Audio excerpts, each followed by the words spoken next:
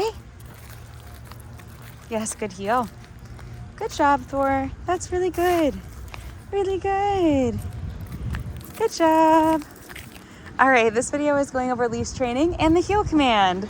So when we say heel, what we're asking Thor to do is to maintain a nice, loose, tension-free leash, and we want him right by our side. So the way we start introducing this is typically without distractions in the backyard, either using a regular leash or maybe a long line, which is just a longer leash. They have them anywhere from 10 feet upwards to 100 feet, but we will typically start with 10 to 15 feet. And basically what we'll teach them is about tension on the leash and feeling that kind of end of the leash and pulling. We'll redirect, call them back until it's tension free, and then they can play. And if they get to the end, we'll recall them back, etc.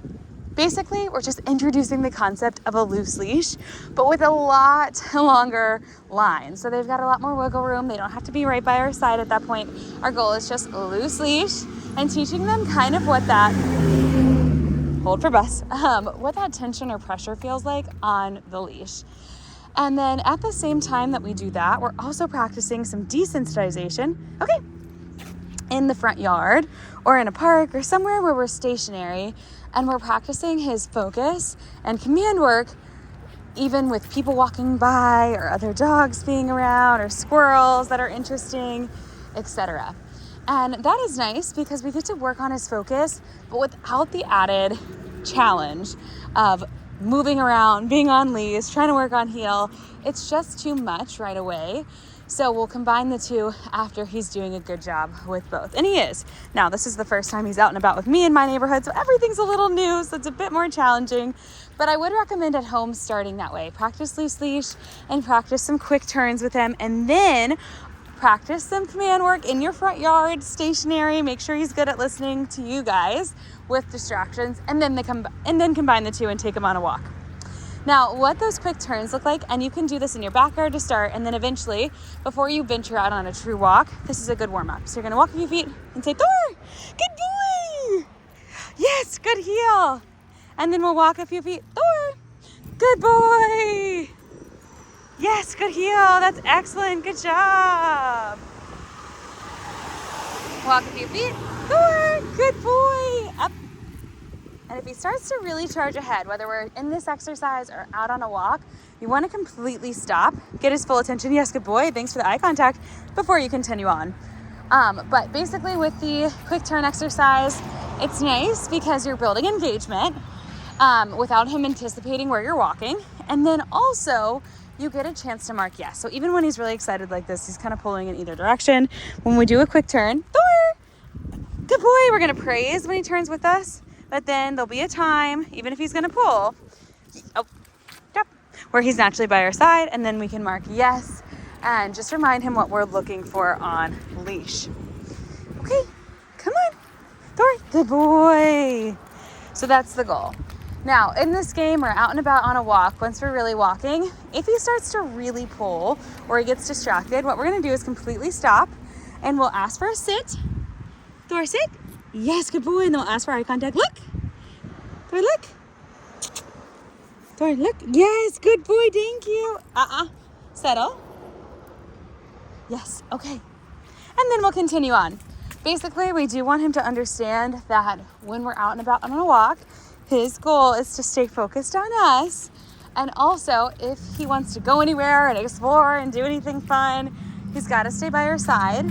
And whenever he pulls, it's going to get really boring because we're just going to stand there until the tension is gone and we've got his attention right back. And he's pretty good about either sitting or making eye contact with us when we... Sorry, big trucks, but he's really good about trucks and distractions going by. But we want to make sure he knows that it's going to be really boring and we're just going to stand there if he pulls. So he's really got to stay focused and stay by our side. So that's the ultimate goal. So again, warm up with those two ways. Backyard, no distractions. Also front yard, where there are distractions, but not moving, not actually going for a walk.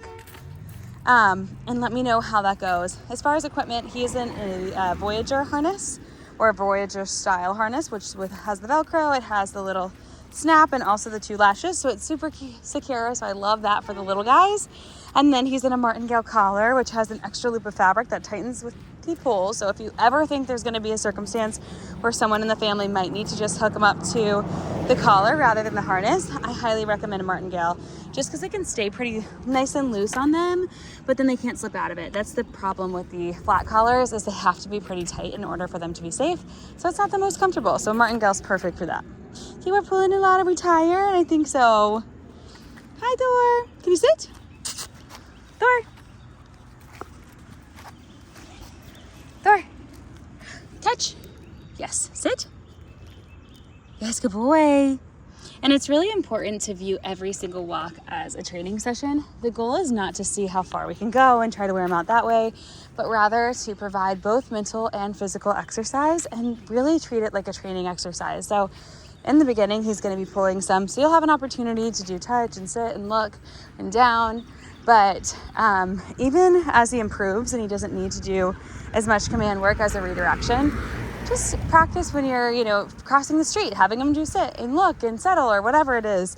But just practice your command work and really make sure he has to stay focused on you throughout the walk. This is a little bit challenging since I'm doing a video, but we want to try to make that an unplugged time of your day. Put your phone away. Dogs know when we're on our phone and distracted, so they don't perform as well, and they're not as engaged with us when we're not engaged with them. So make that kind of your special time with Thor and try to just really lock in and stay focused on him, and it'll be a fun opportunity for you both. But that is leash work. Please let me know if you have any questions.